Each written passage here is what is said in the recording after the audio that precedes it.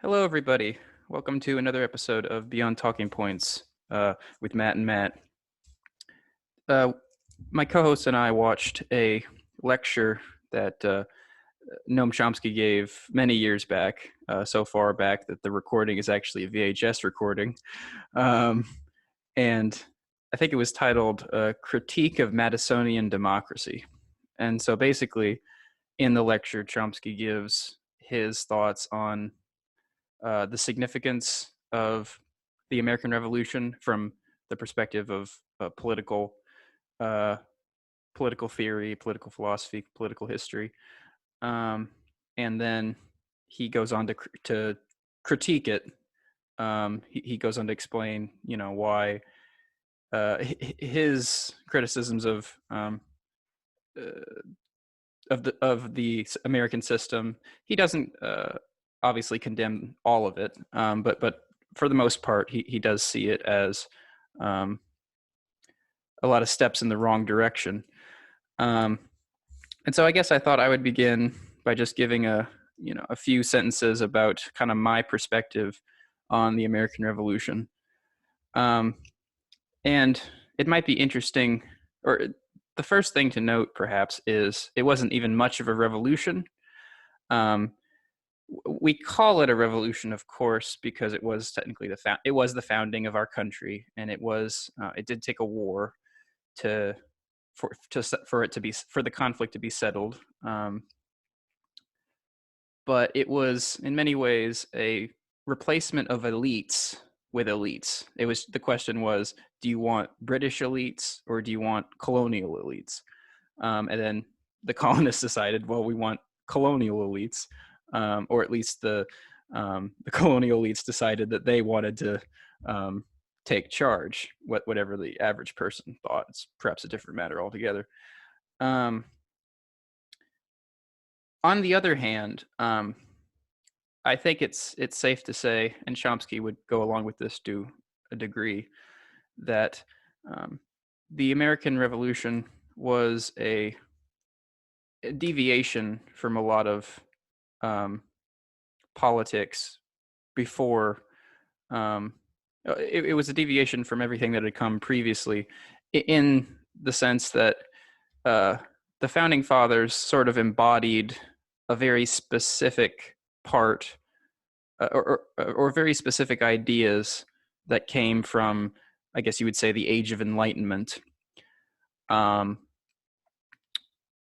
so, on the one hand, I perhaps the way to think about it then is a lot of the ideas you could consider revolutionary, but the in terms of the material conditions, not a lot was changed. Um, so that's probably a good a good place to begin. So I'm kind of curious, maybe if what I said gives inspires anything in you. And there's a lot to talk about. Chomsky brings up so much, and we'll cover as much as we can in an hour. But I'll let my co-host jump in here, and we'll go from there. So one thing that's interesting about Chomsky, at least in everything I've seen of his work, and it's both interesting and frustrating. And I'll qualify this by saying the really the only content by Chomsky I've consumed is the past episode we did on Chomsky, the lecture we watched here, and then I listened to the audiobook of Requiem for an American for the American Dream. But pretty much everything he talks about is through the lens of democracy. And that's partially, I mean, I know he is to some extent a historian and a scholar, so he doesn't necessarily have to view it that way. But a lot of the way he frames things is through that lens. So I can see why he's not very impressed with, I guess, the American Revolution in terms of its revolutionary nature, because he kind of goes on to detail why he doesn't think it's a radical achievement for democracy, even though to some extent there are unique things about the American Revolution that set it up to be, I guess, studied in a way that is more compelling than other states or countries over the last few hundred years. So he does raise some points on that front, right? Because he brings up how some of the roots and the arguments that went into the foundations of the government, but then he's kind of saying a lot of the fundamental tenets of this Constitution, or the ideas argued that are built into the Constitution, are about limiting the power of democracy, which is anti-democratic, and which is just kind of funny because the average person probably thinks we're like the most democratic nation to ever exist. So that's kind of something that Chomsky is kind of pulling at as he talks, and that kind of flows into the point you're mentioning, where it's like elites versus elites is really what we overthrew the British elites because we wanted our American elites. And one thing that I guess I'm prone to say things that are pretty radical, and one of the reasons why I'm not impressed by the revolutionaries against the British is one of their rallying cries is no taxation without representation. And I'm kind of like sitting here like, representation is not an excuse for taxation, right? But but I think that argument goes to the point of they wanted representation, but they didn't. But having representation isn't really democracy. It's like it's a level separate from democracy, right? Like a representative democracy, and they end up getting actually further from that. So they're chanting no taxation without representation because they don't like the British elites. They're essentially saying we don't want to be taxed by people we didn't vote to tax us, right? And then they were just replacing with American elites that tax them instead. But it was more popular taxes, or it was more democratic taxes potentially. So that's how you can argue it wasn't particularly revolutionary, even though we did have a war on our soil that we did, and we defended against the British. So that is worth recognizing, and it's kind of interesting. You want to bounce off that a little bit?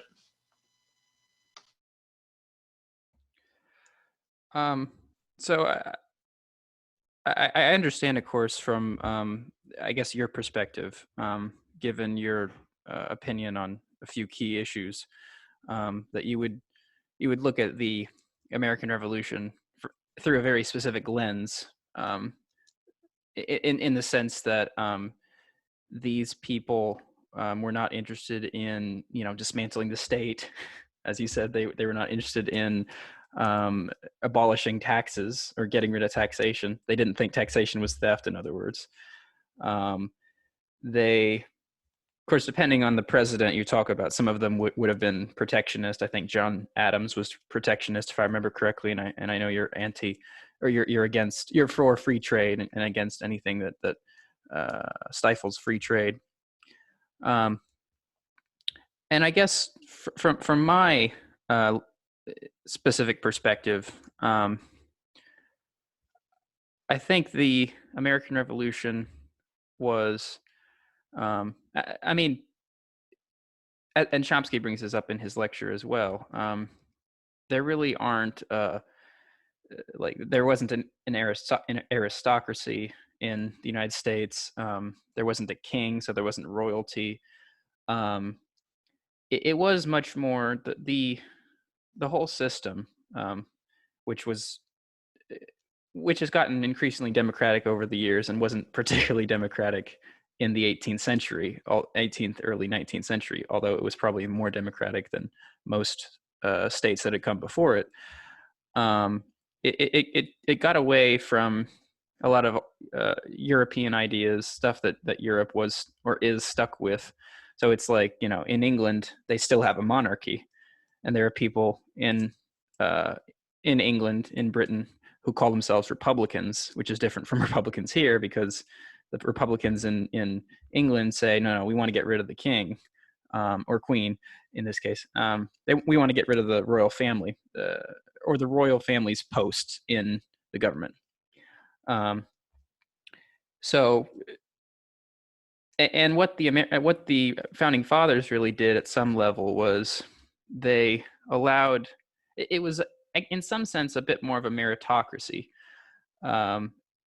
Again, that's it's a bit complicated, and it wasn't exactly a meritocracy in the sense that people like Adams and Jefferson and Madison, they were the educated elites. That they were the people with the most privilege and money and prestige and power.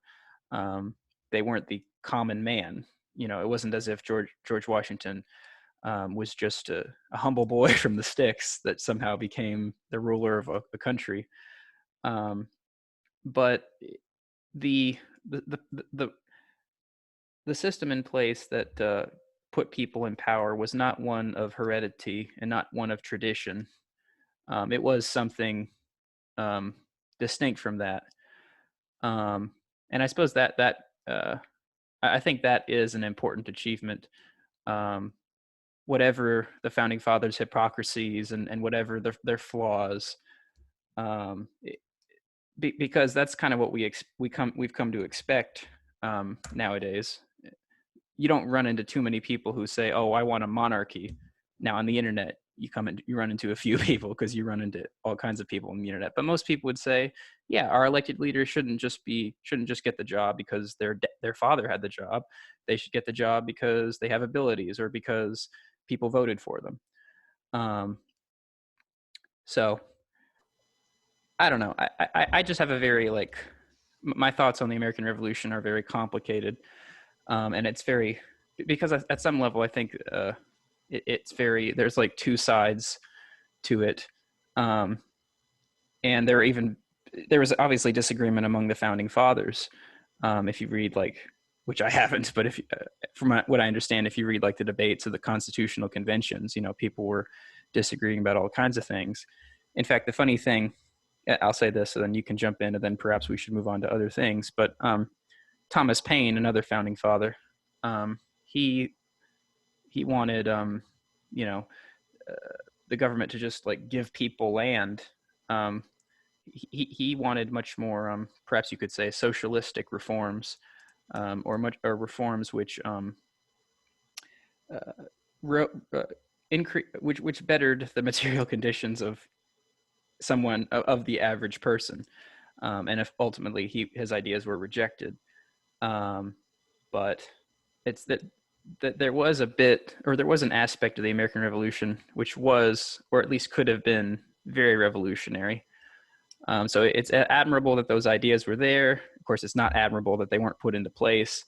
Um, and then, and so at the end of the day, I guess at some level, the issues we find ourselves dealing with today do go back to the founding fathers. Now we've had a couple hundred years of history in between then, so there's a lot of other factors involved. But I do think it's important when we think about American politics to go back to the founding, mostly because we are a pretty young country, relatively speaking. I mean, Great Britain, I think, as we know it today, or England as we know it today, came about in the 10th century, and our country was founded in the 18th.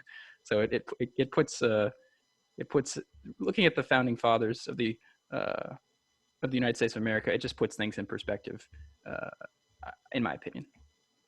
So one of the things that, well, I guess there's two things I think get glossed over a lot, and I know neither of us are experts, but it's just more kind of food for thought.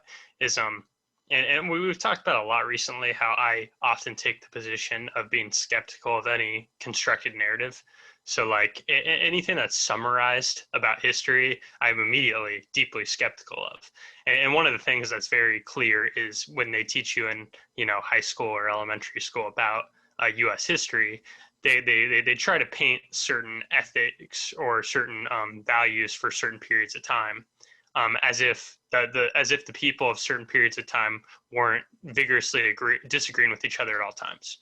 And you have to remember, around the time of the American founding, that was some of the most cutthroat and disgusting internal politics you'll ever see, because people were writing with the new innovation of the printing press. Everybody was printing pamphlets under pseudonyms, slinging ad hominem attacks that were they're absolutely disgusting at each other.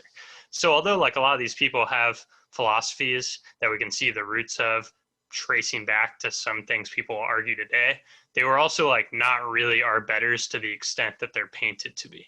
They'll have things that are insightful to say, but that doesn't mean they're talking at a much elevated discourse above what we're doing now. The other thing is that also points to how there isn't really good consensus between the founding fathers. The Federalists, the Anti-Federalists, they had all kinds of arguments on all kinds of issues. They had some agreements, but a lot of issues that were knockout, drag-out debates for the first 100 years of the country, like the national bank, stuff like that isn't really taught. It's more of yeah, there was stuff about a bank. I don't really know what was going on, but Hamilton really didn't agree with the other people. And then Hamilton got to do it, and then Andrew Jackson undid it. And everybody hates Andrew Jackson because he's also a racist that hated Indians. And he did something about the National Bank. But then they don't really talk about that. And that was actually a huge thing with Andrew Jackson, and that was part of like his populist appeal. And if you learn stuff about the Federal Reserve, you end up indirectly learning a lot about like the National Bank, right? But it's not something that's really caught in that narrative of history, even though it's like this huge debate point early on in American history. The other thing I just wanted to add on is just so it's the idea that there are all these people who drastically disagree that get lumped together, and then it's that people start with the Constitution instead of the Articles of Confederation. And the fact that the Articles of Confederation was a thing that existed, and the only thing people learn about in history is you like get taught like, yes, the Articles of Confederation didn't work because they weren't for big enough government. That's all you learn. You hear there was one rebellion, and they couldn't use the power under the Articles of Confederation to stunt that rebellion easily enough. So they decided they needed something bigger, and then we got the Constitution Convention. So I don't think that's very accurate from what I've read, and I think there's a lot more to it. So I guess I'd just say a lot of what you're taught probably has a lot of narrative implications that have some hints of truth, but you shouldn't necessarily overread into it. And there was a lot of disagreements at the time, just like there are now. We aren't uniquely polarized in the sense that I think the reason why we feel uniquely polarized is because the access to information is so much easier and faster. So you and I can find out stuff about all the way across the country that's a culture war issue in like half a second. But back then it was like you had to be a person who knew how to read, which was way less common. And then you had to go buy a little pamphlet. And then you had to actually under a pseudonym flinging trash at the other person and calling them names. So to actually be a polarized person, you also had to be like a property owner to vote and all these things. So it's just less common. But so I guess I'm just wanted to debunk some common American history things I just like to bring up. But yeah, well, I'm sure we're going to hit more on the democratic sentiment and stuff. And I am just going to say this to be provocative now, but I would probably argue that if I had to pick a system, I'd pick monarchy probably over democracy. And I think there's good reasons to do so. But I know that anybody who likes democracy just can't even wrap their head around it. So I like to say that to be provocative because a lot of people have their instincts in line with democracy. So I just want to throw that out there too. So yeah, well, but don't let me derail this because I don't want to pull us down too many tangents. You can go ahead. So perhaps this would be a good time then to talk more about like I guess that's what Chomsky refers to as Madisonian democracy, and then I can give kind of my general thoughts on that. You can, and we'll try to get into some more some non-historical I guess points on this matter on the issue of democracy and the founding fathers version of it and whatnot. But I'll just say quickly, I think I agree with everything you said about the way American history is taught in schools and the way they gloss over all these different the disagreement and the mudslinging and all these various things. It's important to remember that the founding fathers were not deities. They were not perfect beings that were just creating the perfect system. They were human, and they had the same flaws that everyone alive now does. They just happened to be alive in a place and time which allowed them to found their own country. Not something most of us are able to do. But anyway, so what Chomsky's main point about American democracy is that it was designed to protect the rich or the property classes against the poor. And apparently Madison, warned that this system, or he was worried about like the increase in democracy. He thought, or he was concerned that democracy will, or there is a threat that democracy will creep into the system. So at some level, he was creating a system which was anti-democratic by its very nature,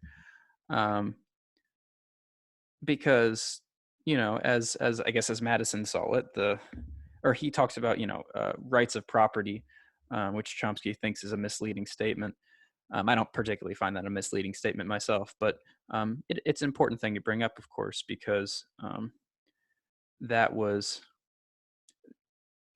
at some level the founding fathers, what they were trying to do was they were solidifying power, or they were coming to power, and then they had to solidify it. They were men of property, and they wanted to create a system which allowed men of property to continue to stay in power. I think this is a fair assessment of what the founding fathers were trying to do at the end of the day, because to tie it back into another point Chomsky makes, honestly, I would agree with pretty much most of what Chomsky says in the lecture, or I agree with his overall thesis. And I thought it was interesting that he brought up, Aristotle, or he brought Aristotle in the conversation, and he's like critiquing, or he's contrasting Aristotle and Madison. He's saying that Madison and Aristotle were facing the same problem.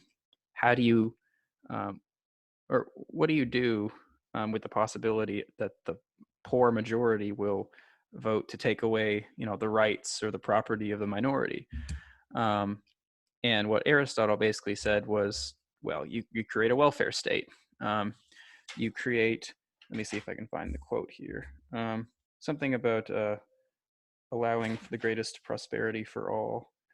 I don't have it off the top of my head, but Aristotle thought that you give everyone the basic essentials, and then you won't have a revolution on your hands.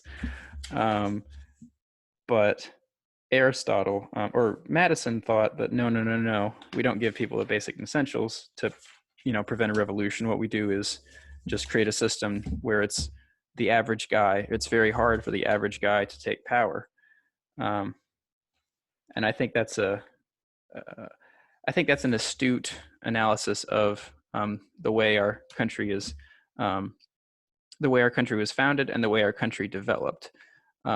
Because kind of what I was hinting at earlier, basically the more revolutionary aspects of the revolution, putting kind of the ideas and the symbolism aside, those ideas were crushed, leaving really a revolution of the business classes.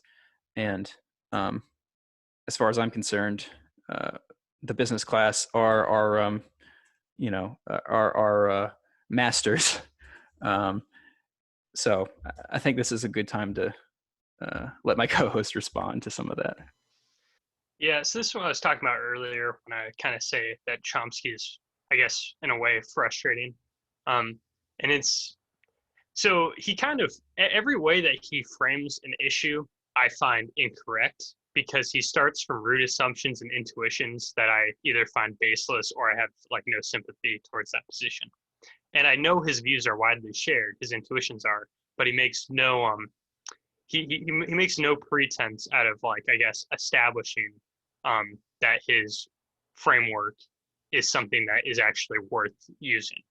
So he just talks from his framework, and then everything he says, I kind of think has no value to some extent. So I guess the way to put that in a nicer way is everything he says is so rooted in certain things he finds truths, but in his lectures he doesn't usually explain why he thinks that's a truth.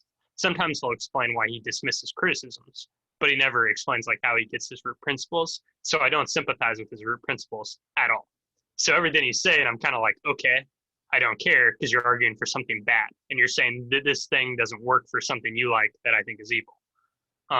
So a lot of Chomsky, I'm listening to him talk, and he's quoting things and he's bringing up historical things that are very possibly accurate, right? So there's something, and this is something I just want to mention, just because it's kind of like a minor pet peeve with Chomsky, is he does this thing where he likes to and he very well could be right, in terms of like factually, right?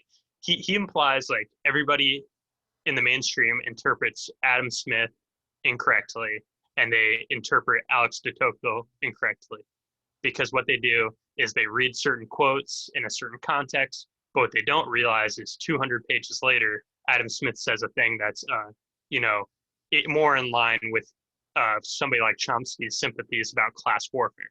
And he's like, if you actually read Adam Smith, he's actually very anti-capitalist class, but people take a few things he says to be true and they ignore his anti-capitalist thing. And now I'm going to use the stuff nobody talks about to say why I should be right.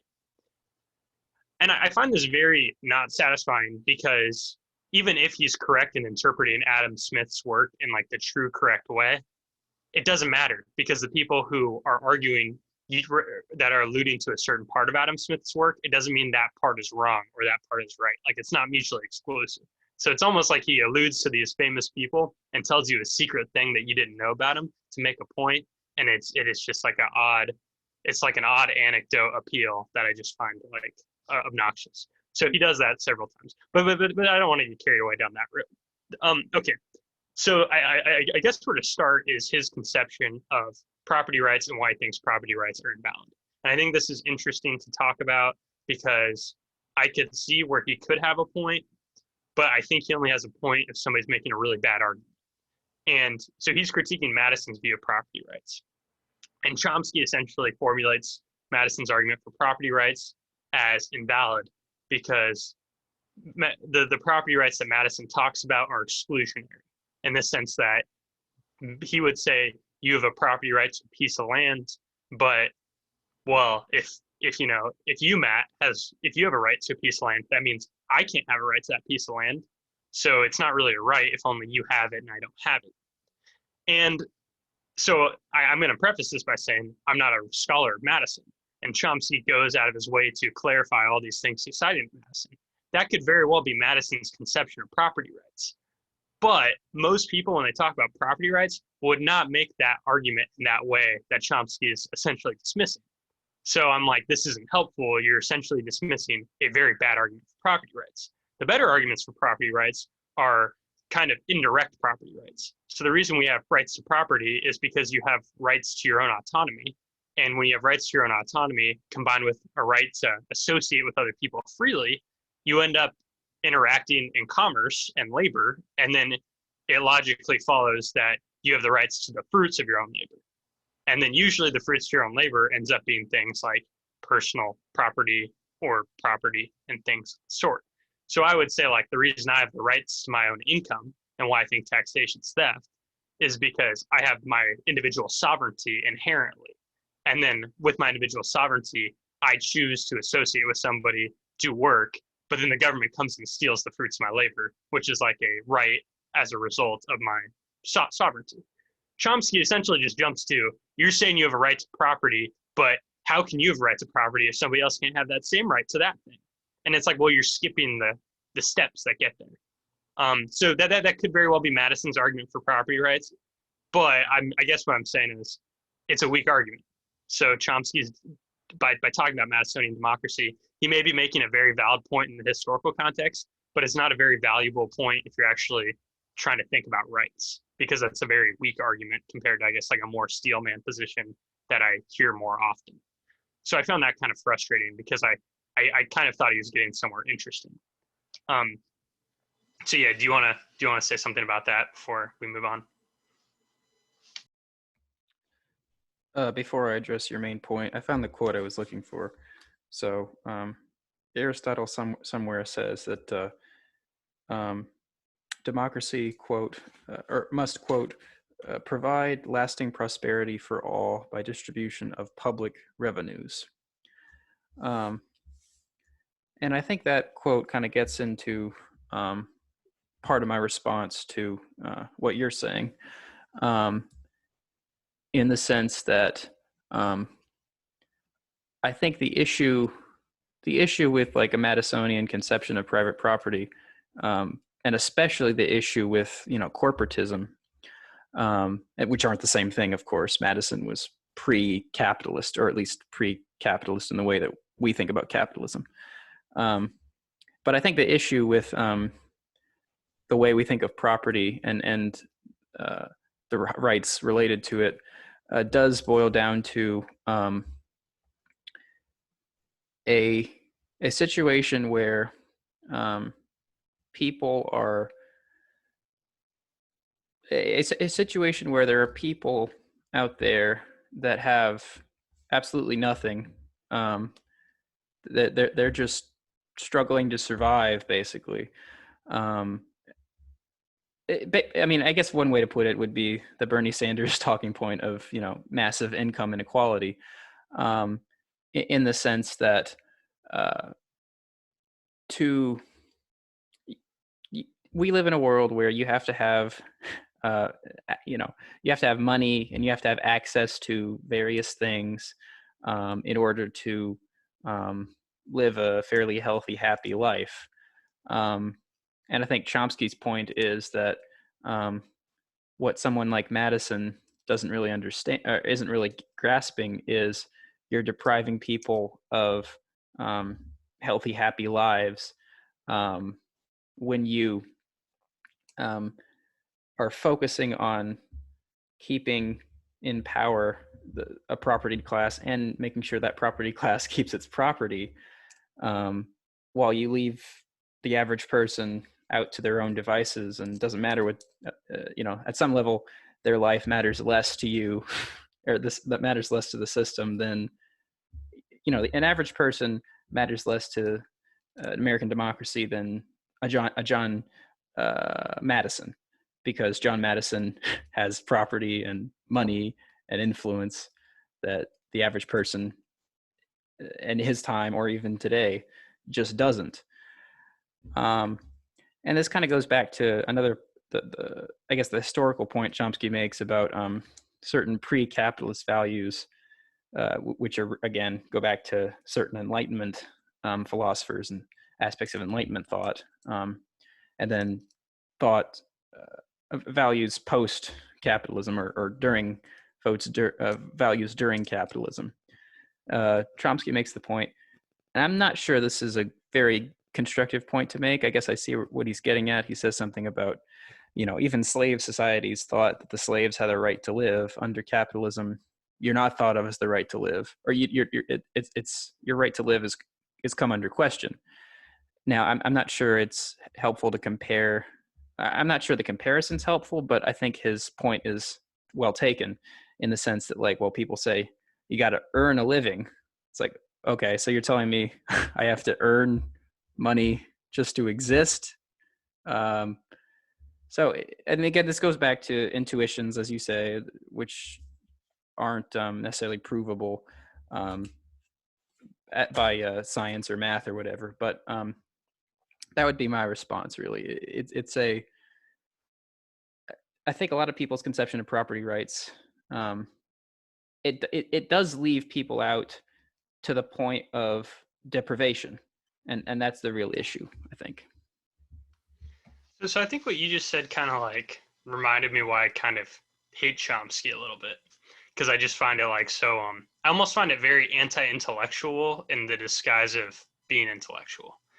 Because it takes this root intuition that it's like, well, if we have a lot of something, people shouldn't just die on the streets, right? And it's like everybody goes, yeah. But then he conflates it by starting to use language like, so then you start talking about rights.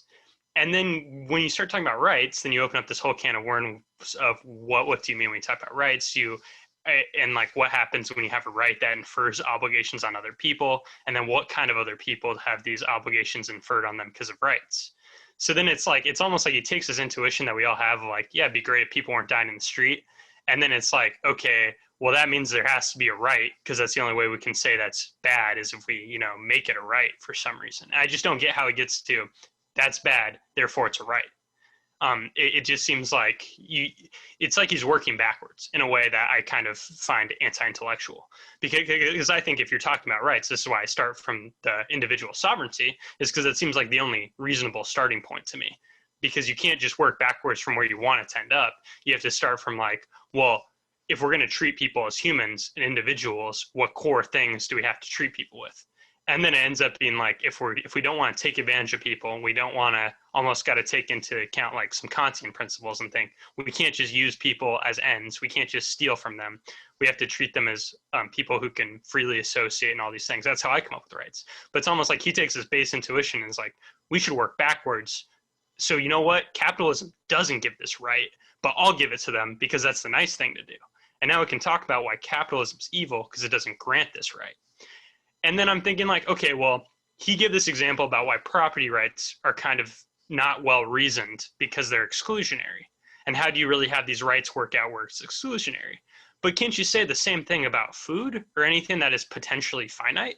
So it's like, well, how can you have a right to live if a right to living requires food and shelter, but food and shelter are finite?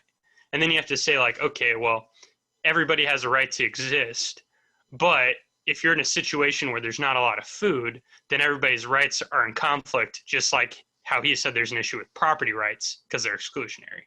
So I kind of don't get how he defines rights in really any way that is helpful. And that's why it's kind of like it seems like he just has this intuition that is reasonable, but then for some reason he tries to intellectualize it in a way I find like annoying because I just don't think he's coming to a good point. He's just kind of like saying something that it's easy to agree with, but he doesn't really reason around it in a way that I find remotely compelling. Because all the things that I assume he would say are rights, like to be taken care of, or like in terms of medicine, like if you get hurt, and all these things that are compassionate, they all infer obligations, but obligations involve scarcity because people have to take care of you. And if a lot of people were sick, like if there was a pandemic in the 1800s, it's like, well, how many people are out there to take care of you and stuff like that. So it's like, well, how do you negotiate them? And if you have to negotiate them actively by putting obligations on other people, are they really rights? So that's where I start like kind of not really following him in terms of his intellectual thinking, even though I understand the intuition and the compassion he's trying to bring to the conversation. I think this now we're kind of treading some, or now we're walking down, paths we've already walked down, in the sense that now we're kind of talking about like individualism versus collectivism. We're talking about social contract theory. Um, I think Chomsky would say, and I think it's reasonable to say this, um, and the there are the how would I put it? The community, I guess, exists, and the community is made up of individuals, of course, but the question, I guess, comes into, do we have responsibilities to try to help the people within our community, like from a moral perspective, or is it more kind of just let people do their own thing and it all works out in the end? Well, I think you could very well say that you should and you are responsible, but I think you can say all that without saying this is a right. And that's where I'm just like, I feel like he's just saying words that sound good and he's not trying to support them. He's just like, here's my intuition, and I'm gonna say things that support my. I'm gonna talk about things that happen to coincide with my intuition, but I'm not gonna defend it. So that's why I was just so frustrated by it. Well, again, this is going to be, you and I have just a different conceptualization of, I guess, what it means to have a right, or what rights are in the first place. You take food. Food was the example you used. I mean, the way I almost think about it is it's not an all or nothing scenario, in the sense that, like, we could feed the entire planet. Every single person on the planet could be fed right now. It's not a situation where, you could say it's somewhat. You could say scarcity is always, at some level, that there's always there's always scarcity to a degree. But I don't think we're in a scenario. I don't think we're in a situation where, like, oh, there's just not enough food to go around. So at some level, I think some of these things boil down to, it's not even scarcity, it's poor management. It's the inability to properly distribute resources. But, on the other hand, or to add to my point, I do have a hard time, I guess, kind of conceptualizing your your ideas on rights. I guess just because, I don't know. I don't see like property as something more valuable than, say, healthcare. I to I mean, we can have a conversation about property rights, and maybe property rights. Maybe you need to have some kind of property rights in society, but there's also things beyond property, and there's so many things beyond property. In fact, that that's why I'm willing to call them rights, because there's other aspects of society, of human existence, that go far beyond, I'm going to go buy this piece of land, and if you come on my piece of land without my permission, I'm going to shoot you. There comes a time when, like, I have a burst appendix. What's going to happen to me? I have to have care, or I'm going to die. Um, and we already treat that. We already treat that basically. I mean, well, I don't want to go into a thing about universal health care, but or I don't want to get sidetracked by the healthcare debate. But I think people have to have a certain standard of living in order for in order to have a bunch of self-actualized individuals, or at least try to allow the individual the opportunity to self-actualize. And in terms of like obligations on other people, I mean, I think this is why repeating things like collectivism and individualism, I think I do have obligations to other people at some level, and they have obligations to me. That doesn't mean I'm less free. It means I'm a human being and they're human beings, and I'm existing with them in a city or a state or a country or the planet. And it's kind of a fact of life at the level of kind of what needs to get done if you want to have a certain kind of life, or at certain level of life. If you want to allow certain things, or if you want to have the most pleasant things in life, you have to kind of you have to help people to an extent. Okay, so my takeaway from what you said is there's like three things I want to follow up on. So the first thing is on scarcity. So the issue with scarcity isn't that we don't have like an abundance of some things. Like we clearly have an abundance of like books, in terms of like we don't need books to survive literally. Like we don't need them to, survive another day. If all my books got burned tomorrow, I wouldn't die. But the whole idea of scarcity is like, if we're talking about, say, food, well, we could ramp up our food production, 1,000-fold over the next 2 years if we wanted to. But it's because we'd have to re-leverage human capital, and then we'd have to re-leverage all kinds of resources that go into the back end of producing food. So even when you're saying, well, we have plenty of food to feed everybody, it's because we allocate a certain amount of human resources, which are limited and scarce, because we can do all the other kinds of things with human resources. Now, it's easy for us to say things like, well, we don't think humans should be, fighting each other in the war. So obviously, if we could just re-centrally plan them to be distributing food, that would be better, or something along those lines. But that it's really just, this is why I kind of had a problem with this one video I don't know if we ended up actually discussing it or if we just thought about it, but it was a professor essentially saying we don't have scarcity anymore because we have all this food. You go to the supermarket, there's food everywhere. And it's like, well, no, because everything that goes into the food is scarce in the sense that they could be doing other things, and we choose to allocate it to food through market signals. So that was just the thing I want to touch on scarcity, because there's essentially two definitions you can use. You can use a technical definition, which I'm using, or you can say something like very, I guess, literal and almost nominal, but I think it misses the point that everything we have, we can trade off for something else. And this is kind of like, this was a joke. Oh, this is something I kind of say to socialist leaning people when I'm in person, just to kind of mess with them, or just because I want to hear if there's a good answer for it. I always say, like, if you have a society that doesn't have like money and jobs, but you have a lot of resources, I always say, like, how do you figure out how many cars you should make and how many laptops you should make? And I think that's just like a fun question to ask, because it's like, well, how would you figure out how many people prioritize a car more than a laptop, given the amount of inputs that go into a car and a laptop? And the way we do that right now is like, if I could get a car for free, and if the government said anybody wants a car, raise your hand so we can count of how many cars to make, I'd raise my hand. But I'm not going to buy a car because in terms of how much it actually costs when I have to actually pay for the inputs, it's not actually worth it, and it's not worth upkeeping. So this is just something about market signals, and I think it kind of gets on the scarcity thing. It's like, well, we could have abundant cars for everybody if we wanted to, but we'd have a trade-off that's either in some other type of thing.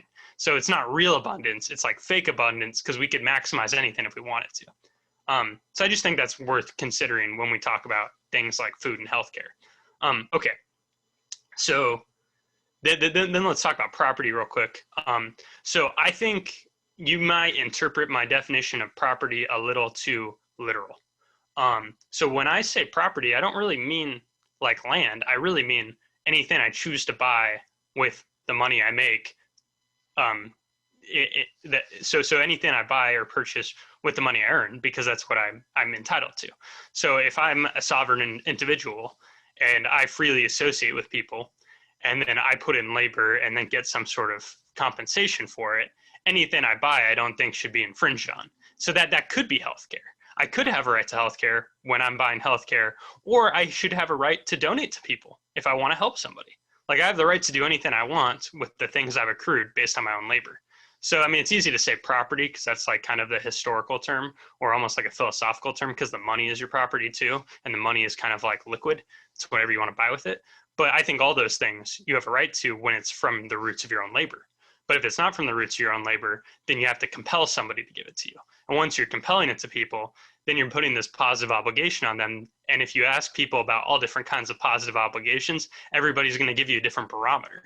It's not like remotely objective by any degree. If you ask people, people will shrug. And the reason why I find it such an issue is because I think I do agree with Chomsky's problem about exclusionary rights. And I think the exclusionary rights issue he brings up is what applies to things like healthcare and applies to things like food.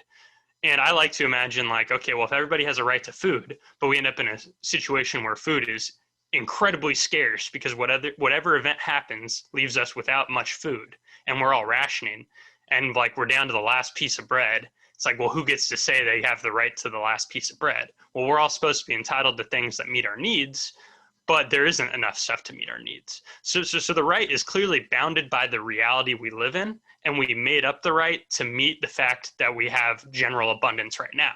But if all of us were near the brink of starvation, we wouldn't even conceptualize having a right to it because it wouldn't be something as easily imaginable. We wouldn't say you should have a right to safety if, you know, every year somebody died from a bear killing you because we all lived in caves and there were bears around. But now we can say, well, you could have a right to safety because we live in places that are relatively safe compared to that. So it's something that's clearly like drawn based on our reality now after the fact, as opposed to something that is came up with like inherently based on humans, which is why I have a problem with it brought up as like some sort of philosophical objective thing. It's more of like, I have a feeling that this is what a good, secure life looks like. So I think people should be compelled to meet my definition of a subjective, good, secure life. And a lot of people can agree on the subjective definition, but it's still something that you've like decided on and then called it right now. So then you do whatever leverages of power to meet it. And it's like, I can say that's admirable. I just feel like it's being dressed up as something far more philosophical once you use the language of rights, as opposed to things that are like inherently human. Because you can't have the inherent human right to, you know, the necessities if the necessities don't really exist and like 1 out of 4 people don't live past the age of 10 because bears kill them, right? And that's how what life was like not that long ago, right? So how could you argue that those rights are inherently human if those things didn't even exist to give people those rights to like the last couple hundred years? So it just seems, that's why it seems so off to me. Now, I don't think that resonates with you for whatever reason, and that's fine, and we can talk about that. But that's where I think the big gap is between us.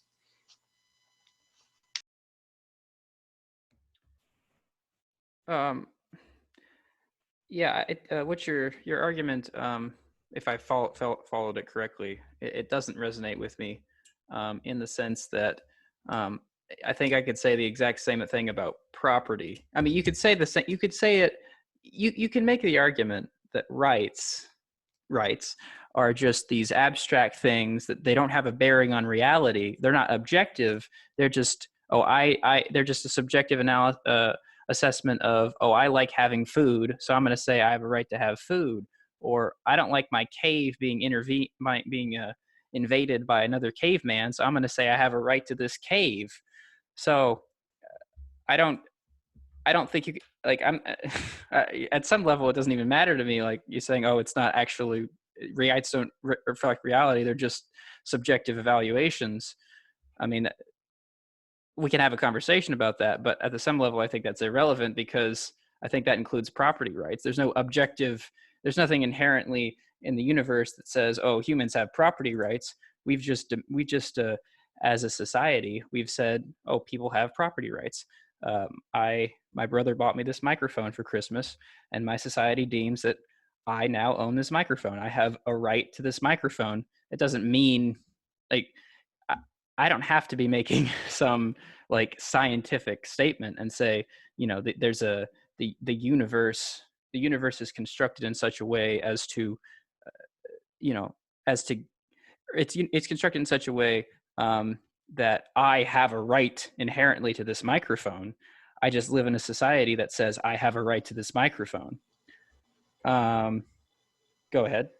Okay, I think there are two ways to proceed. I think I can attempt to make progress on this point, or we can decide it's a lost cause and move on. I think I can try to break it down in a way that we can maybe make progress, or at least understand, or at least have me maybe communicate why we disagree better. So yeah, it's your choice. We can move on if you want, though. Well, I just have a quick thing to say about another point you made, Okay. and then we can circle back to this if you want to, and you can respond to both of my points. Um, I guess part of what I'm trying to communicate in this podcast, and I think you're also trying to communicate this. We're just communicating it from different standing points or with different worldviews in mind. But um, like the system we have in place, political and economic, it doesn't have to be the way it is. We for various reasons, it has um, what Chomsky calls, and I'm willing to call corporatism, and of course with a corporatism and plus neoliberalism, that's kind of what we have here. Um, we don't have to be in a society that's run by corporatism and neoliberalism. And my issue with corporatism, neoliberalism, and capitalism is it goes back to the fact that we are, the people in power basically are more concerned with putting money in their investors' pockets, putting money in the pockets of the people who funded their campaigns and said, well, I'll give you, I'll cut you $1 million check if you vote this, this, and this. They're more concerned with helping those people than they are with you and I. And we can talk all day long about, whether I have a right to health care or to a gun, or whether abortion is a murder or not. Like, we can have these these conversations on social issues, but at the end of the day, people are running out the back door with buckets of cash, and the rest of us are left waiting for the inevitable collapse of, well, okay, let me not, I shouldn't put it like, I shouldn't be apocalyptic about it, but we are, I mean, the way I see it, it's just, it is a system which is benefiting corporations. It is benefiting the super wealthy. It is benefiting, of course, the politicians that are putting money in the pocket of the rich, of the super wealthy, and the corporations. It is benefiting a very small group of people, and it's not benefiting the rest of us. And I know you would say, okay, that's not real capitalism. Like, fine, that's another conversation we can have at another time when we've had those similar conversations. But I actually think it is real capitalism. I just think it's a form of capitalism, just like, Stalinism is a form of socialism, or Marxism, or perhaps better to say Marxism, Leninism is a form of socialism. So yeah, what I'm trying to communicate, I guess, is just that we cannot put money before people. We cannot put corporations before people. We have to start, when we're thinking about the kind of society we want to live in, we really have to start from a certain level of compassion and a certain level of human understanding. Because I guess to really hammer this home, Chomsky brings up the corporate law and how corporations at some level are people in our system, and that's exactly backwards, because corporations are made of people.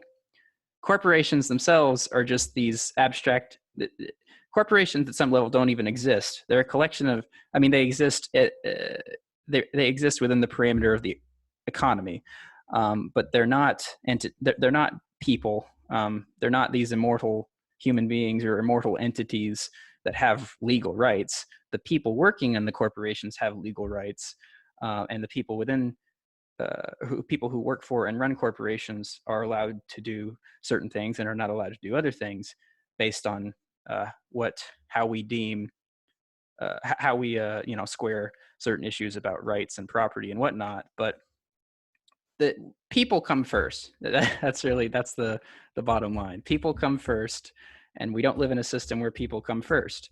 And that's really my issue with neoliberalism and corporatism and capitalism. And I don't have all the answers, and I'm not here to say I can paint the perfect utopia, the perfect post-capitalist utopia, because I can't, and nobody can. So I'm not going to sit here and say I exactly know what we need to do to fix everything, but I do know the system we have currently is inhumane and probably unstable. That was kind of a mouthful. So you can respond to whatever you want, or then leave other things aside. I know you wanted to talk perhaps a little bit about rights. So yeah, go ahead. Yeah, so I do think if anybody didn't feel like watching the whole Chomsky video, you pretty much did a 4-minute summary of his lecture right there, which is admirable in the sense that it was like you nailed it. But I have all the takeaways of like, oh yeah, thank you for reminding me of everything that I just didn't resonate with, like on all the random things. So I'm kind of just like, okay, where do I start? Because I know whatever I start with, we're just gonna go to town on for 10 minutes. Now, I mean, I guess the reason why I don't dismiss it out of hand is in the sense that I start from the same root of it needs to be human centric. But the problem is I start from the human centric in the singular form, because I don't think I don't share any of the collectivist intuitions that anybody like Chomsky shares. And I think that leads to a lot of my disagreements with the rest of his analysis that you kindly essentially laid out just now. So like, for example, I would say that the reason, like if we were going to go back to the rights conversation, which I'll only touch on, the reason I get to my point, it's not about the property. The reason why I'm such an ardent defender of the property is because the property comes from the labor, and the labor comes from valuing the individual as a sovereign that has the rights to himself. And if he himself decides to do something like rent out his labor, that is him, as a sovereign acting, and we should respect that. And I think that is a very human-centric view, is a person can choose what they do with their time and choose to pursue what they want through freedom of association with other free people. And then they can prosper as a result, or, do whatever as a result. It doesn't matter. So I think that's the human-centric way to look at it. Now, Chomsky would say he wants to be human-centric, which means we need to democratize everything, right? And we need to give everybody access to all kinds of things that Chomsky has laid out as things he deems necessities. And I just don't resonate with that at all. And I don't think that's human-centric, because I think you have to use other people as ends to get to what Chomsky wants.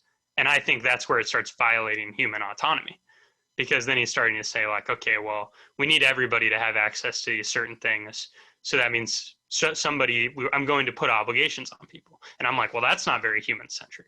So now I'm not here to say that Chomsky's corporatism critiques are wrong, because why would I defend that? I'm as disgusted by corporatism as I am disgusted by Chomsky, right? I think they're both villains and evil and deserve to be pushed up against the wall, to steal a phrase.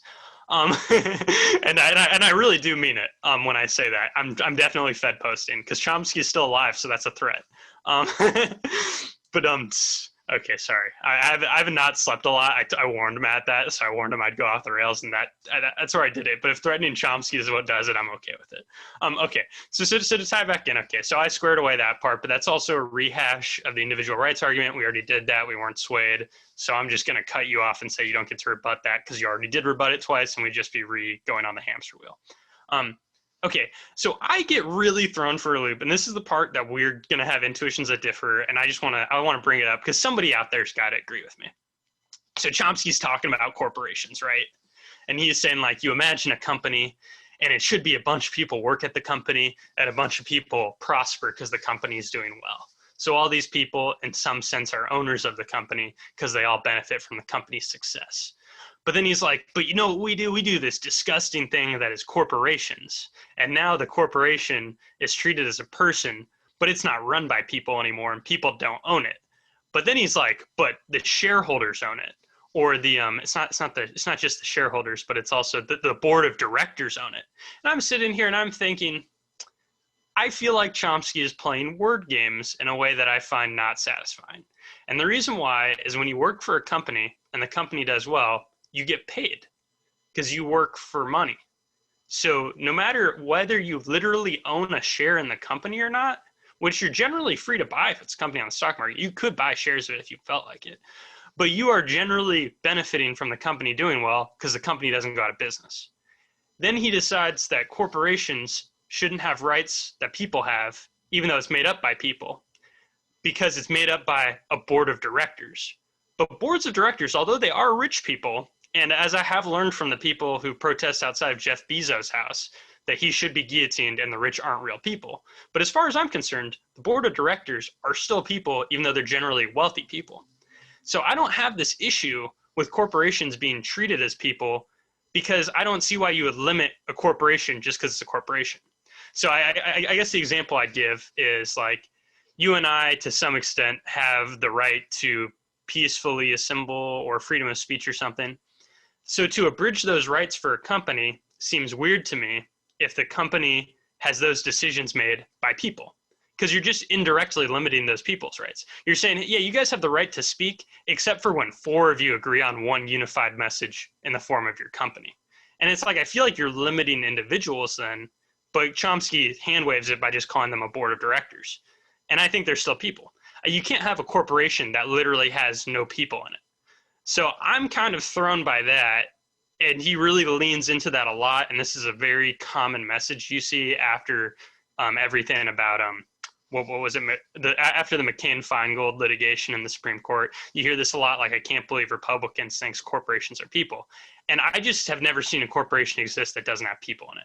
So, and I'm not saying this just to be a jerk, but I'm saying this because I really mean it. I don't understand how you limit corporations without limiting the individuals within the corporations, because now they can't act in the same free way they could if they were just at home, because now they're at work. And that seems completely arbitrary to me. And it seems like a consequentialist thing. And if you want to say it's a consequentialist thing because you don't like the outcomes of it, that's fine. But they act like, I can't believe that on a serious, like, theoretical level, how can corporations be people? I think it's that simple. It's because people make it up.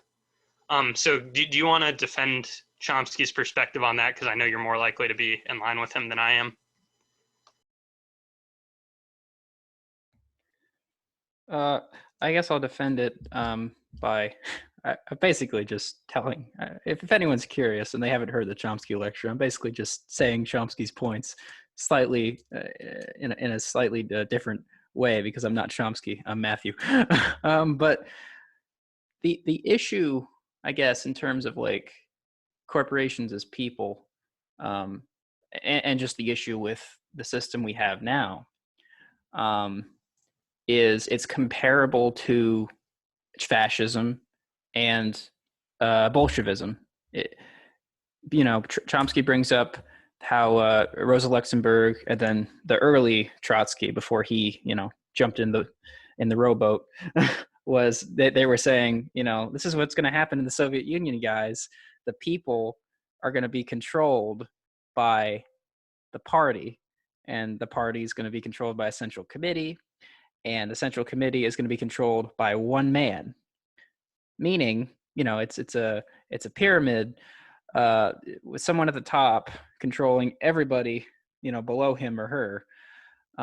This is, it's going to lead to basically another czar in Russia, Joseph Stalin. um, so basically, I guess what Chomsky's trying to get at is our system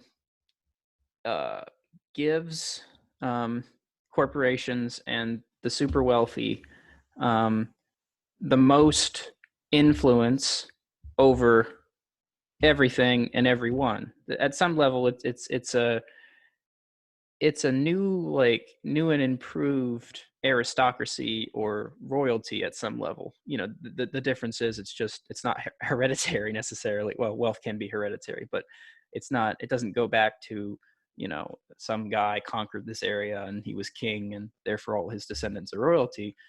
But and of course this goes back to democracy, in the sense that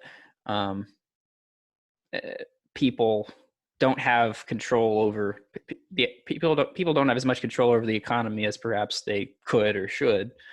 But regardless, I don't think the point can be I don't think you can underestimate how much control the business class has in this country and in the world. So Chomsky brings up how in 1890 corporations controlled 3/4 of the country's wealth. 3/4. And I don't know how much it is in 2020. 1890 was a long time ago, of course.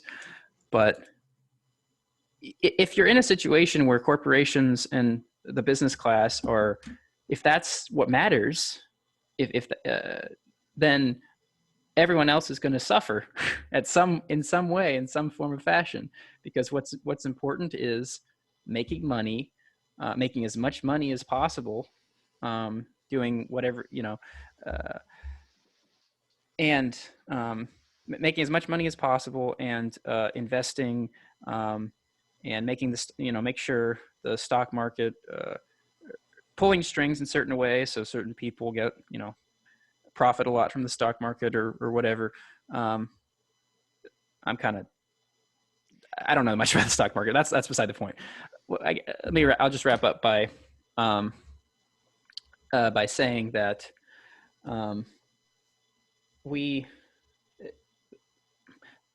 this is why I think Chomsky would say, and this is why I would say, democracy is so important, because what democracy does better than any other system, and I'd be curious to hear your defense of monarchy, but maybe we can have that conversation another day. But the best thing about democracy is it allows for the largest number of people to have a say in the economy and in law and politics, in any, just in what it means to the average person can have a say in their society. And I think if we accept that everybody has some value or some worth, then I think we have to say, okay, then we have to allow you some representation, some voice, and the system that prefers or corporations and the business class just doesn't give you that. Gotcha. That was a bit of a rant, so sorry. Yeah, you're good. I'm just having so many thoughts right now that are like eight levels deep, and I'm not even sure if I can phrase them in a way that could actually communicate the way I'm thinking about them. So that's why I'm thinking carefully. So one takeaway I had though there is, even if you argue about essentially that companies control a bunch of wealth because they can get out of hand because of the corporate structure, that's not an a priori reason on why corporations made up of people shouldn't have rights. It doesn't lose its humanity. And I guess that was my critique of Chomsky. I didn't want to push back on any consequentialist ground he'd make, because he'd have an argument that I could push back on it, but I'm more comfortable with the a priori reason of you don't escape that corporations are still made up of people no matter how big they get. And even if it's a board of directors you don't like, and even if they're driven maliciously, it's like you still want to hold back somebody's rights. And he seems to shy away from that in a way that I find a little disingenuous. Um, but it's a very common thing, and that's why I was wondering if he had a unique standpoint beyond that. Now, when it comes to his consequentialist grounds, I kind of really push back on the idea that okay, so imagine you live in a world and businesses own 3/4 of the wealth. What does that mean to you as one person? It could mean very well nothing. You know why? Because just because you say businesses as a sector own 3/4 of wealth, it's like, well, what does that really mean? Well, it depends how many businesses are out there. One thing that I think plays a lot into Chomsky's appeal towards the demographic he appeals to is he really leans into the idea that people are slaves to their employer. But to operate in that existence, you have to accept two things. And it's kind of like, one, you have to accept the mindset of a person who does not have many skills. So it's typically people that are like college aged or people who are low income workers. And like, you can feel sympathy towards them. I'm not telling you not to. I'm just saying those are the people his argument's most relevant to. And then you have to think of as if you live in some sort of I think the economic phrase for it is a monopsony, which is like the idea of like there's one coal mine for a town, so you are really the slave because your whole family lives in that town. You don't want to move, and you're qualified to be a coal miner, and you're not that skilled anyways. So you're kind of at the mercy of the coal mine in terms of employment and doing what they say. Now the thing is, like, I live in a big city. And even if I worked in retail, there are like 300 companies within like 2 miles of me that I could work for and I'd be qualified to work for. So as much as it's like a lot of these same rules abide place over place, and you do have to pick one, I think he paints it in a much more lopsided way than it is. Like, I personally see myself in a situation where I'm not the most skilled person because I'm under 25, right? But I could see myself picking up one certification, and then all of a sudden I have all the leverage in my workplace because they'll know that I could leave for a job that pays 20% more in like 4 months if I look for one, right? So there are ways that these relationships aren't as simple as Chomsky kind of makes out to be. And he would acknowledge that I'm making a point and it doesn't invalidate his theory. I'm just saying it's way easier to bind to Chomsky's theory when you're not thinking about it in this incredibly multi-layered thing from worker to worker, from company to company, from region to region. And that's where I think he starts to fall apart, because I think the gravitas of his argument falls apart once you really break down how dynamic our labor and capital market really is. And that's why I'm not very sympathetic towards his arguments. And then that's before I even get into my critique of what he is calling for, which is more democracy, which I don't think is any better than what we really have. So I think he kind of overstates the problem by giving examples that have a hint of truth, but aren't necessarily even the norm. It just applies to a very large set of people that we should be sympathetic towards, but that doesn't make it the norm or the standard or even super commonplace. It's commonplace for a certain demographic, which is like low skill people. So you have thoughts on that before I go into my last critiques and we wrap up? Well, let me try to quickly, since I didn't quite answer your question about corporations as people, let me attempt to give a bit of a better answer. I'll make one more point and we can try to wrap up. Or you can give your final critique and we can try to wrap up. So I think what Chomsky really is saying here is almost different. He's not even quite saying corporations are people. He's saying corporations are above people, in the sense that, in making sure the company has as much leverage in the market as possible becomes priority number one. And it's not hard to see how toes can be stepped on and regulations can be violated and all these things, but you can find the proper loopholes, hire the proper lawyers and fill out the paperwork. It's all good. So that's really, I think, the point to be taken away is, corporations don't get special treatment, or they shouldn't get special treatment. And I just don't understand. So it can, like, okay, out of freedom of speech, I would put that like aside as to like, oh, should corporations have freedom of speech? It's like, no. I mean, corporations, people who work in corporations are going to say whatever they want. I don't care. But corporations are not the same thing as the people who work for them. I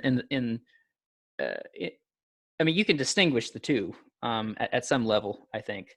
I mean, you can't have, how would I put it?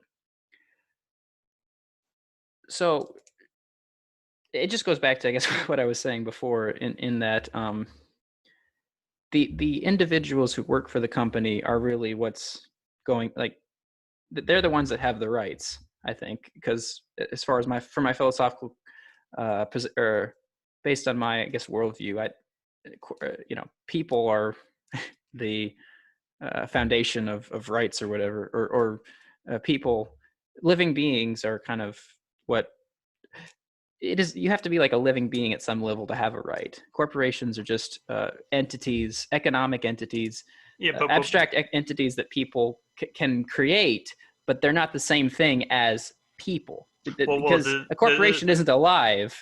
A corporation is just a collection of individuals saying, we're gonna we're gonna give people this service or do this in the market, and but again, it goes back to, it's the people, not the corporation. Yeah, that's what I'm saying, right? I'm saying the same thing. I'm saying it's the people. So the second you put the restriction on the corporation, you're saying the people can't do that in a context of their life. So the second you put a restriction on what the corporation can do, now those people can't do it. So that's why I'm saying it's like, I'm saying I don't buy the a priori argument, because it's like, well, if you wanted to restrict, say, a company's right to talk on something, well, you're really restricting all the people that work at the company when they're in a context of their life, right? So now all those people don't have rights in a whole portion of their life. And you could easily argue that they don't want to exercise them, you'd right? have to give me, oh, sorry. You could easily argue like, oh, well, those people don't really even exercise freedom of speech in the context of their life. But in reality, the company wouldn't exist without the people in it. So the second you say this company can't do X and Y, you're saying, well, these people aren't allowed to do it when they're working for the company. But that's a huge part of people's lives, right? That's 40 to 60 hours of their week is work in that company. So if you like pass a law that says service workers, and I know nobody would pass this law, but if you say service workers aren't allowed to say more than 3 words to a customer unless they're spoken to first, right? Then you'd be like, well, I mean, you're putting this regulation on the company, but it's all the people in the company who now aren't allowed to talk because of the government's rule. And then you'd be like, well, that's an infringement on the people. And it's like, well, no, it's a business regulation against a certain industry of companies and how the people behave in the context of the company. And you go like, well, yeah, but that's an infringement on those people doing something in the context of their work. And like internal regulations that a company sets on itself are different because that's a contract, right? So as you make a contract with a company and you already agree to act in certain ways for the company. And you agree with that. I'm talking about like governments coming in overhead and saying, well, you can't act in this sort of way at a company for whatever reason. And it's like, well, the rule abides to the people. So you're infringing on the people that are at the company, not just the company. You can't have one without the other. I agree with you, right? But in response, I could just say, a complete platitude, but it's true. You can't do anything. You can't be allowed to do just anything in the context of business, in the context of earning money. Like nobody, not even anarcho-capitalists, think anything goes. Well, so that's what I'm saying. It would be the same limitations for both. It'd be the same for both. In terms of when you're talking about like, oh, well, if you infringe the corporation's rights, you're infringing on people's rights. Well, then it gets back to, well, of course, what are we defining as a right? But still, like business regulations, and I know the business, well, let me finish. The business regulations exist. Well, I guess there are multiple reasons they exist. They exist partly to benefit. Well, okay, I mean, there's so many things to talk about here. There's there's business ethics, or like there's ethical restrictions that we have on corporations, which is, of course, a limit on what the individuals of the corporations do. But that's just, I mean, that's both a fact of just, kind of how business relations work out, and it's also a matter of like ethics and morality. But so like, I don't really understand, or I don't agree with the way you're conceptualizing it, I guess, in the sense that a lot of what the regulations that I'm fighting for in terms of what corporations are not allowed to do, it does not come from what it does not, it's not infringing on what I view as rights or, Yeah, I know. That's the point and I'm trying to make. That's the point I'm trying to make. I'm trying to make the point of, can you tell me a right that you think is okay to infringe on corporations that you don't think is okay to use on individuals? So I guess the example is you're saying like, well, there's some things companies shouldn't be allowed to do. And I'm like, yeah, like murder, right? A company shouldn't be allowed to murder, but individuals shouldn't be allowed to murder either. So it's like, okay, like companies shouldn't be allowed to pollute rivers. And it's like, neither should individuals. So I guess what I'm saying is all the things that are reasonable regulations on companies aren't infringements uniquely on the individuals because they're things that aren't infringing individuals' rights, right? So like a company can't pollute rivers that they don't own, just like an individual can't pollute rivers they can't own. So that's why I'm saying like then the second I don't understand where all of a sudden something's okay for a company to and not for the individual. It seems like all the obvious things are like, well, yeah, but a normal person can't do it either, right? So like, can you give me an example of a regulation you think doesn't infringe a company's rights, but would infringe an individual's rights? But it doesn't infringe the individual's rights anymore because they're in the company. Because that's what the debate's about. So the debate's about like freedom of speech, right? I'm very confused. Let me try to figure out where we are in this conversation. So what are we disagreeing on then? You're disagreeing, or we're disagreeing on whether. Okay, I know. Okay, well, I know we're disagreeing, or I know we began by disagreeing on whether corporations are people. So are you making the argument that, or are you making the argument that we need to, if we're going to say, I just need you to explain yourself, sir. I got you. You're confusing me.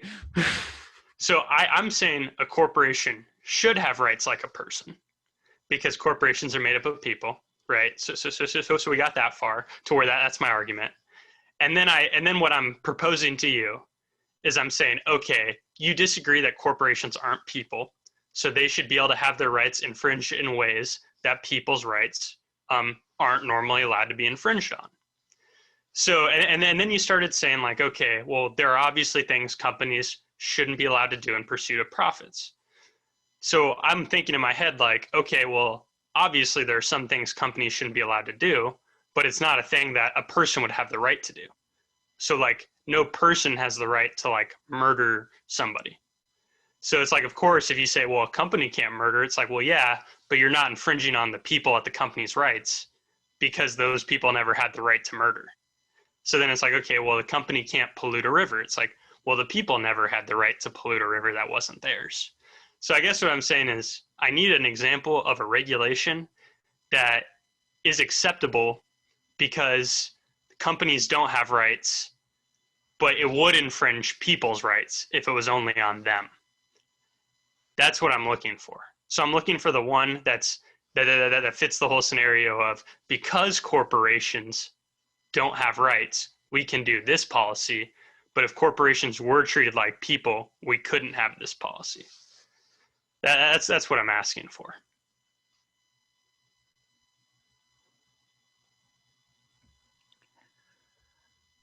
So I'm thinking off the top of my head here.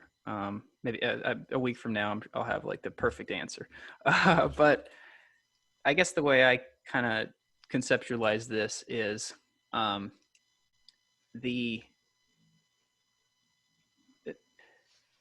if a corporation if a corporation is doing things that are harming harming people, harming a community, harming the surrounding environment,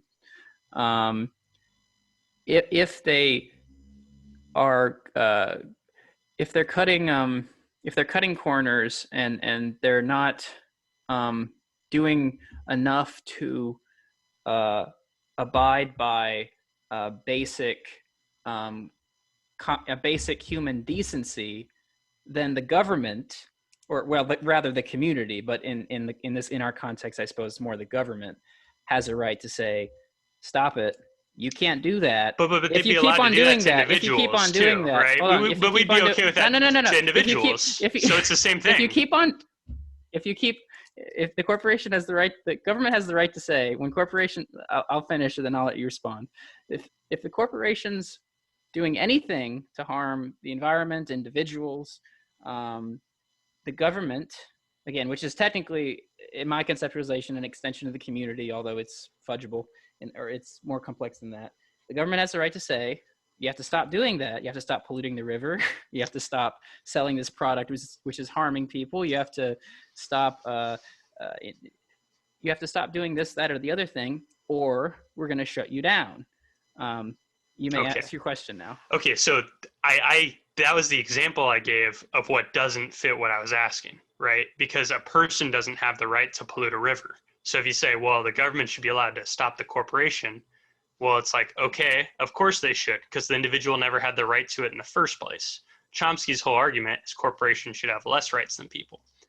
So, and then I was arguing, well, so I'm saying if corporations have less rights than individuals, then what things are you prohibiting them from doing that individuals, it would infringe an individual's right if you tried to apply it to them. And then if you say pollution, it's like, well, individuals aren't allowed to pollute. If you say murder, it's like individuals aren't allowed to murder. So corporations get away with. Well, I'm not saying they don't. Not do. I'm not saying I don't. That's not what I'm arguing about. That's not what we're talking about. It's relevant though in the sense. No, it is, but it's not what we're talking about. Hold on. It's like if I started talking about monarchy again out of nowhere. It's like, yeah, I get how that's tangentially related, but that's not the discussion point. No, but I think it is relevant in the sense that if you take a look at the third world, one reason the third world is such a mess is because corporations are allowed to do things which, if they did here, it would be a scandal. But they're allowed to do it in the third world because, we don't care about those people. Those people don't matter. Let the corporation come in and just. But if one person was doing it, then the government would be allowed to stop them. Just like if the government was benevolent and not evil, it could also stop those corporations, and we'd be fine with it because nobody has rights that are associated with those heinous actions, which is why it wasn't relevant to my question. And where I was trying to get you in this conversation, what was saying corporations shouldn't be allowed to give money to elections, because that's the talking point that Chomsky goes to, and that's kind of a talking point I'd expect you to go to. And then the point I was going to get to was, even if you imagine a board of directors, if you think those board of directors should be allowed to do what they want with their money, and they all own a large portion of the company, and they can vote on what the company does with money, then you do have to infringe on those people's rights to make decisions with things they own the rights to, or they have the privileges of. And you have to go, no, you individuals aren't allowed to do this with your corporate power because we don't like that you have power. And it's not an a priori decision, it's a consequentialist decision. And this is my problem with Chomsky, is he says a lot of things that are just idealist, and he frames them in philosophical terms as if they come from a priori arguments based on a chain of reason. And it's more of just this thing is bad, so we should just limit this. And it's not actually principled. And that's fine, but he doesn't frame it in such a way. You have to do the work to kind of figure it out. That's where I was trying to get that conversation going. It's that's really the only place where corporations have rights that he wants to take away that an individual would have ultimate rights of, in terms of, I guess, Chomsky's thinking.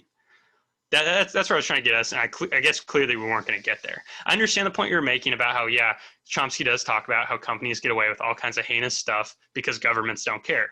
I agree. Governments are evil. Governments don't protect anybody's rights, and they let companies abuse the crap out of people who are poor and can't defend themselves. That's because the government does. That's because the government gives them the privileges, and they usually give them subsidies to do it. I think that's a case for government not working, which is where me and Chomsky agree. So it's yeah, I'm glad you brought that up. That is worth mentioning, but I wanted to get that other point out there first. Sorry for getting a little tilted. I reiterate, I have not slept a lot, so I'm a little irritable. Okay, you get the last say on this topic. I think if I get some editorial insight, there's 4 rapid fire thoughts I just want to say, and I don't even want to try to sound that biased on them. I just want to say the thought. And if you want, you can respond to them, but it's more of just food for thought on the Chomsky topic for anybody who's listening to think about. And then we can wrap up because we've been going long and I have no idea when we started recording. So I'm just making a very specific point, and I guess my point could be summed up as my definition of person is much more limited than yours is, because it a table isn't a person, a chair isn't a person, uh, a corporation isn't a person, Is a a team of publishing people? house isn't a person. Okay. A If board of five people write a paper together, a book together, is that not a person writing a book? It's five people, so now it's an organization. So you can censor it if you want to. no I'm organizations just or curious. publishing houses or corporations, that they are So if they human are capital is distinct. They separate, are if distinct human from the capital is people. separate, it's a person. But if you put more than one piece of human capital together, it loses the rights. No, I'm just look like I'm being provocative on purpose. it's like voting. Macy's doesn't get to vote in the election. Macy's doesn't get to But all the people who work at Macy's get to vote. Yeah, but Macy's itself doesn't get to vote. Yeah, but if the people had to vote through Macy's, you would let them, right? Like if they weren't allowed to vote otherwise. I'm confused. I feel like that's a better analogy. My point that is doesn't make that sense. My point is that it's in my conceptualization of things, people have rights, and groups of people aren't a person. Groups of people are a group of people. And again, it's like, sure, if you're in a publishing house, if you're in an organization, if you're in a corporation, you have rights. And as your business people, you could say business people have rights. I'm not against business necessarily. It's like, yeah, you have people within a business can do this, that, or the other thing within reason. As a community, we have to decide what business practices we allow and what we won't allow. But the corporation itself is an abstract entity put together by or created by a group of people. It exists on the market. It exists in the economic sense, but it doesn't exist otherwise. And it shouldn't necessarily exist in the political sense. I mean, you brought up the, I guess what is called campaign finance reform, or how, a corporation can give $1 billion to a presidential candidate and that's legal. That's actually a good example. I wish I'd come up with it myself. That is something I would not allow. I mean, I wouldn't allow people to do that, or corporations, actually, just because I don't think money should be in politics the way it is. But so okay. I think I agree with you, because like at Temple University, I just doxed myself if anybody's curious. A university isn't a person either, by the way. No. But on this public property, there's this guy who'd always come with a megaphone, and he's alone, and he would preach, and I'm okay with that. But those protesters for Black Lives Matter, the government should have shot all of them because there was 10 of them. You know what I mean? I think we're on the same page. No, we got too far into the conversation, so I had to be funny and lighten the mood by making a joke about killing protesters in the United States. Okay, I decided that we were done because we were beating a dead horse, and I don't usually do that, but this is an episode where we yell at each other and we're having fun. So I hope you're having fun, because I'm having fun as much as I think I needed this because we didn't record last week. Okay, the last few thoughts I wanted to bring up, and these are me trying to get out thoughts in 2 sentences, and I'm just gonna throw a flurry of them out there. So the reason, as we have alluded to, I'm against democracy is just because democracy. Well, I have an idea. Okay. Rapid fire, like questions or something, or like you just give me a sentence and I'll respond to it. I say like 2 sentences and you get like 5 words. How about that? Okay. I think democracy is bad because you're still being ruled over. I don't care if it's 1 person or 1,000 people. The majority is just as bad. Do I get more than 5 words? Nope. You get 5 words. This is the rapid fire part. You could just be like, "That's dumb. 7. I hate you." You can say that. Okay. I am for democracy in the sense that. Okay, so that he's for democracy. Okay, so then the reason why I'm pro monarchy is because at least if they're fascist, instead of it being everybody, you just hate all the other citizens. At least you hate the king, and you can go and kill the king if you can get like 2% of the people to agree with you. I'm not doing the 5-word thing, but Oh, anyway. okay, you're done. Okay. Okay, so I had those thoughts. Oh God, I So no, had I can one. respond. I'm just not Oh, doing it in 5 okay. words. These are rapid fire. So if you're not gonna respect the format, I'm just gonna keep going. Um, let's see. The last thought was just Oh God, okay. I had like two more and I lost them. So you know what? On that note of just laughing and being completely mentally drained after we only rehashed some arguments. We kind of touched on somewhat new stuff. So if you're a longtime listener, I hope you're rewarded by finding like one new piece of content in this hour and a half argument. But I hope you guys enjoyed us going back and forth. I'm sure we're gonna have more discussions like this, and we always manage to turn an hour and a half lecture that seems somewhat mundane to some extent into us almost shouting at each other, and me saying that he's essentially arguing that protesters should get shot in the streets, even though that's clearly not what he's arguing. It's my due diligence to mischaracterize him. I'm also glad I got to essentially say that Noam Chomsky should be killed, which is kind of messed up because he's like 93. But I said it, and I said what I said. I must insert here, ladies and gentlemen, no Noam Chomskys were harmed in the making of this podcast. Yeah, not yet. No, I could. Yeah, I'm a madman at this point. Who cares? So if you guys want to check out our backlog, you can go on YouTube, type in Beyond Talking Points. I think if you just Google Beyond Talking Points, you should be able to find our lovely faces. I think we've done enough podcasts to finally start tracking for those probably low-ranking keywords. So you can find us that way. You can find us on all your podcasters. I've been absolutely abysmal on updating that just because we had a few technical issues on the old way we used to record. This is some inside baseball stuff. I'm just going to complain real quick. And we did one episode where it was like 4 parts, but then there were other glitches in the parts. And then I'm like, dude, this is a long podcast on somewhat, actually, I'm not going to say outdated because then people might not listen to it, but it was some very early coronavirus arguments. So at some point, there's just going to be like 15 episodes dropping that feed. No, it's going to be like more like 8, but that's going to happen. So hopefully you guys will catch up and stay tuned in. But right now it's mostly all on YouTube. You can see our lovely faces and you can see us arguing with each other and getting very, very heated to say the least, especially depending on the discourse. And you can see that I look a bit more professional than I used to. I used to have an old gamer microphone, and now I have something that resembles a normal person's microphone. So. Yeah, and I actually trimmed up my beard, so I look slightly less homeless than probably the last 3 or 4 videos. So at least there's that. But I hope you guys enjoyed. We'll be sure to argue about some other stuff soon. We have a couple other things that we've thought about checking out, and certainly the political discourse right now may be getting more heated as we're recording on the day that people invaded the Capitol. So we might talk about some current events, possibly. So on that note, I hope you guys enjoyed, and we'll talk to you guys next time. So signing off. It's Matt and Matt.